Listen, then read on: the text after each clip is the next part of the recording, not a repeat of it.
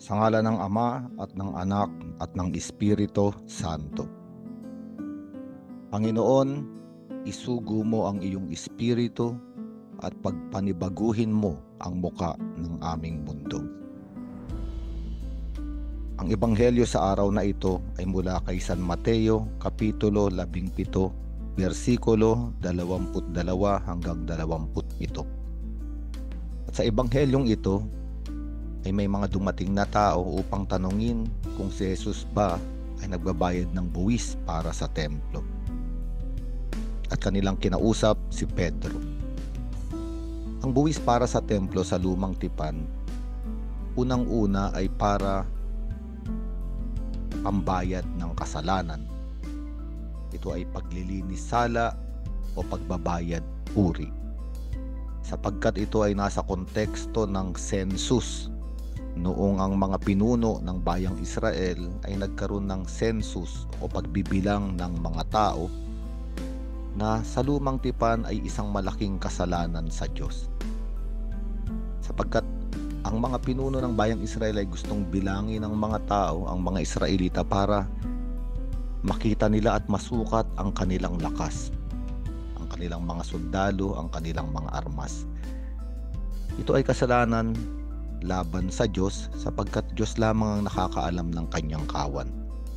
Kaya nga makikita natin sa lumang tipan na itong buwis sa templo ay pambayad sala sa gawain ng census o ng pagbibilang o pagpapatala ng mga tao.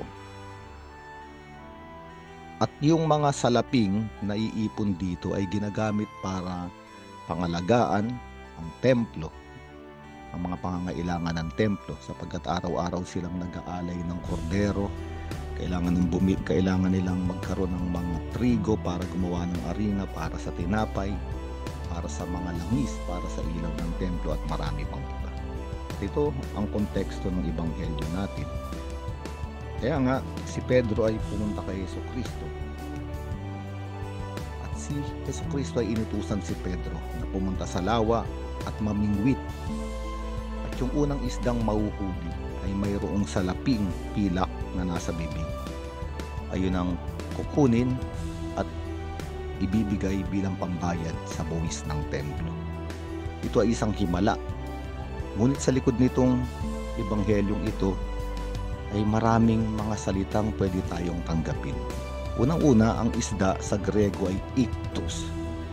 At alam natin ang iktus ay acronym patungkol kay Jesucristo. Itong acronym na iktus ay ang kahulugan ay Jesus Christ, Son of God, the Savior.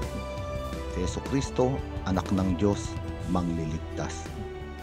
Ito ang simbolismo ng isda. At ang isda ay inaalis sa tubig at ito ay namamatay. At kapag ang isda ay kinain ng tao, may kahulugan yung kamatayan ng isda. Siya ay namatay para magbigay ng buhay. At dito natin makikita na ang pagbabayad sala, ang pagbabayad puri sa lumang tipan ay binibigyan ng kaganapan ni Jesucristo, sapagkat siya na itong iktus, siya na ang magbabayad sala sa mga tao. At alam natin sa krus, ito ay naganap ng ating Panginoong Jesucristo. At pangalawa, yung salitang templo. Nung si Jesucristo ay pumunta sa Jerusalem, kanyang nilinis yung templo. Ayon sa ebanghelyo ni San Juan, Kapitulo 2, tinanong siya ng mga religious leaders, ng mga pinunong reliyoso doon. At sinabi niya, wasakin ninyo ang templong ito at sa ikatlong araw ito ay itatayong muli. At ang pinatutungkulan niya ng templo ay hindi yung templong bato, kung hindi yung kanyang sariling katawan. Kaya nga dalawang bagay dito pinag-uusapan sa ebanghelyo ay tungkol na kay Jesucristo. Sino ang magbabayad sala? Si Jesucristo. Sino yung bagong templo? Si Jesucristo. At ngayon itong salitang ito ay para sa ating lahat. Sapagkat tayo, sabi ni San Pablo, ay templo ng Espiritu Santo. Dahil nung namatay at muling nabuhay sa Jesucristo, tayo ay naging kaisa ng kanyang katawan. Ibig sabihin, kung si Jesus ay templo, tayo na rin ay templo. Ngunit minsan itong templo, itong ating katawan, itong ating buhay ay nawawasak at nasisira dahil sa ating mga kamalian at kasalanan. Ngayon, sino ang magpapanatili? Sino ang magpapanibago? Sino ang mag-aayos muli nitong templo ng ating buhay at katawan? At itong ebanghelyo natin ay napakaganda.